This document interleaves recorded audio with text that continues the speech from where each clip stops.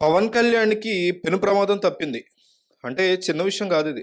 సూర్యప్రకాష్ అనబడేటువంటి ఒక వ్యక్తి ఐపీఎస్ ఆఫీసర్‌గా పవన్ కళ్యాణ్ పార్వతీపురం మన్యం జిల్లాకెళ్లారు కదా! 55 గ్రామాలకు సంబంధించి రోడ్లు గాని, వీటి గురించి పవన్ కళ్యాణ్ మొన్న మన్యం జిల్లాలో తిరిగాడు కదా! సాలూరు జిల్లా పాచిపెంట ఏరియాకి వెళ్లారు. సాలూరు నియోజకవర్గంలో పాచిపెంట అనేటువంటి గ్రామం ఆ ఏరియాలో.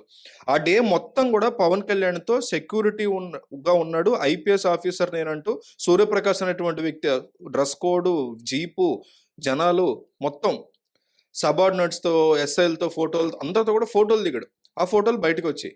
వచ్చిన తర్వాత 25 తారీఖు, 26 తారీఖు కొంతమంది చూసారు. చూసి "అరే! ఈ ఆఫీసర్ నీకు తెలుసా?" "నాకు తెలీదురా." "అరే! ఎవరు ఈ ఆఫీసర్ మనతో పాటు తిరిగాడు, పవన్ కళ్యాణ్ సెక్యూరిటీ ఇచ్చాడు." "తెలీదు." పెద్ద అధికారులను అడిగారు. "సార్ మీకు తెలుసా?" "అరే! మీకు తెలుసా? మీకు తెలుసా?" అని వాళ్ళలో వాళ్ళు గూడా. "సార్ మీకు తెలుసా? మీకు తెలుసా?" అని. "తెలీదు సార్ ఇతనెవరో." ఐపీఎస్ ఆఫీసర్ గదా! అని అనుకున్నారు అంతే. అసలు అది ఐపీఎస్సే గాదని ఫైనల్‌గా తెలియడంతో ఒక్కసారిగా షాక్ అయిపోయారు అందరూ. ఓరి భగవంతుడా! అసలేంటిది డిప్యూటీ సీఎంకి ఎవరనేది పక్కన పెట్టండి. డిప్యూటీ సీఎం వై కేటగరీ ఉన్నటువంటి వ్యక్తి. అతని చుట్టూతా సెక్యూరిటీ అన్నప్పుడు మొత్తం చెక్ చేసిన తర్వాత ఐడీ కార్డులు చూసిన తర్వాతే పంపిస్తారు. అంటే ఎంత తీవ్రమైనటువంటి సెక్యూరిటీ వైఫల్యం ఇది.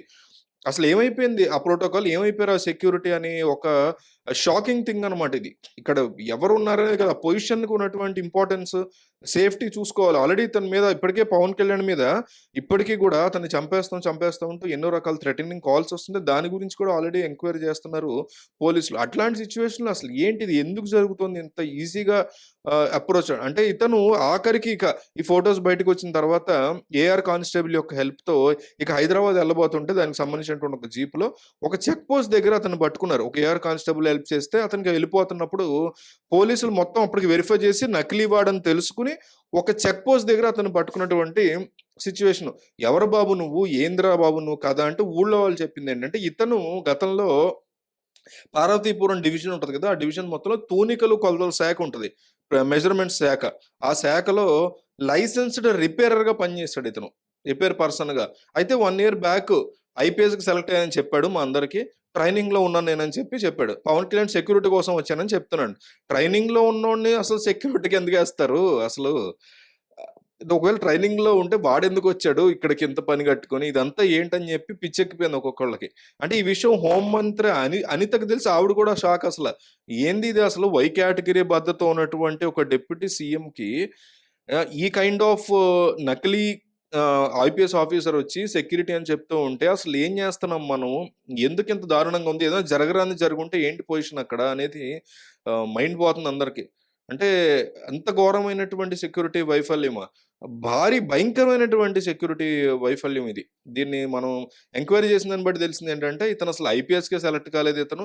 మరతనికి ఐపీఎస్ డ్రెస్ ఎక్కడి నుంచొచ్చింది? ఏంటి? పవన్ కళ్యాణ్ పర్యటనకి సంబంధించి అతనికి ఇన్ఫర్మేషన్ ఎక్కడుంది? అక్కడ అధికారులు ఇతన్ని ఎందుకు రానిచ్చారసలు లోపలికి? పవన్ కళ్యాణ్ చుట్టూ ఉన్నటువంటి సెక్యూరిటీలోకి ఇతను ఎట్లా యాడ్ అయ్యాడు? పిచ్చెక్కిపోతుందసలు ఇదంతా చూస్తే.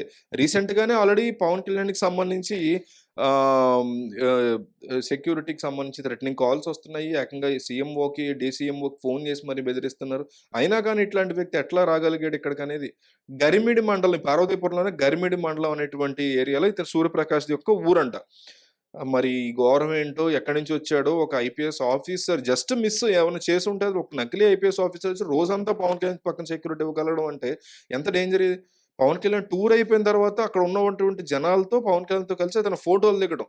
చాలా దారుణమైనటువంటి, ఘోరమైనటువంటి ఇన్సిడెంట్ అండి. దీన్ని హోం మంత్రిత్వ శాఖ చాలా సీరియస్‌గా తీసుకొని ఇట్లాంటివి జరగకుండా చూసుకోవాలి. అక్కడ పవన్ కళ్యాణ్ ఉన్నారా? చంద్రబాబు ఉన్నారా? జగన్ ఉన్నారా? హోంమంత్రి అనిత ఉన్నారా? లేకపోతే గతంలో డిప్యూటీ సీఎంగా చేసిన ఐదుగురున్నారు లాస్ట్ టైమ్ వాళ్ళున్నారా అనేది కాదు. ఎంతో సేఫ్టీ అండ్ సెక్యూరిటీ నార్మ్స్ మన నాయకులకు గాని, మన మినిస్టర్స్‌కి గాని, ప్రతిపక్షంలో ఉన్నటువంటి వాళ్ళకి గాని ఇచ్చుకోవాలి. చాలా చాలా ఇంపార్టెంట్ థింగ్.